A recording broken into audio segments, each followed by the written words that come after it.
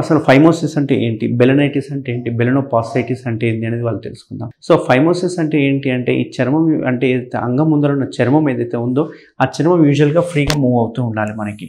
So అంగం చూసుకుంటే కనుక ఈ ముందరున్న హెడ్ భాగం ఏదైతే ఉందో దీన్ని గ్లాండ్స్ అంటాం.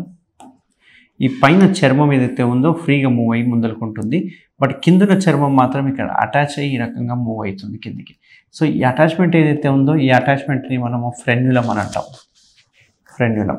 సో ఈ చర్మం ఏదైతే కనిపిస్తుందో ముందరున్న చర్మము ఇది ఫ్రీగా మూవ్ అవ్వాలి. ఎంత ఫ్రీగా అంటే మనం వెనక అనగానే ఇక్కడ వరకు రావాలి ఆటోమేటిక్గా.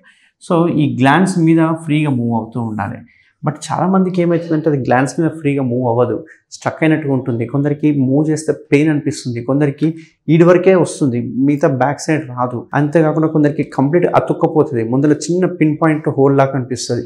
ఓసారి మూత్రం పోసినప్పుడు ఉబ్బిపోతూ ఉంటుంది, బెలూన్ లాగా ఉబ్బుతూ ఉంటుంది. అంతేకాకుండా ఇంకో కొందరికి చూసుకుంటే కనుక క్రాక్స్ ఫామ్ అవుతుంటాయి, వెనకన్నప్పుడు క్రాక్స్ వస్తూ ఉంటాయి. ఇట్లా క్రాక్స్ వస్తే కనుక దాన్ని బెలనైటిస్ అంటాం అన్నట్టు. సో ఇవన్నీ సిమ్టమ్స్ ఏంటంటే ఇవన్నీ ఫైమోసిస్, బెలనైటిస్ సిమ్టమ్స్ అన్నట్టు. అంతేకాకుండా దీనివల్ల ఏమవుతుందంటే లోపల ఒక తెల్లటి జిగురులాగా తయారైపోయి మనకు స్మెగ్మా అని చెప్పేసి తయారవుతుంది. ఈ స్మెగ్మా అంతా మెల్లగా రిలీజ్ అయిపోయి తెల్లగా జిగురులాగా బయటకు వస్తూ ఉంటుంది అన్నట్టు. దీనివల్ల కొందరికి ఓసారి ఫౌల్ స్మెల్ వస్తుంటుంది, కొందరికి దురదలు పెట్టి నలపడం కూడా చేస్తూ ఉంటారు అన్నట్టు.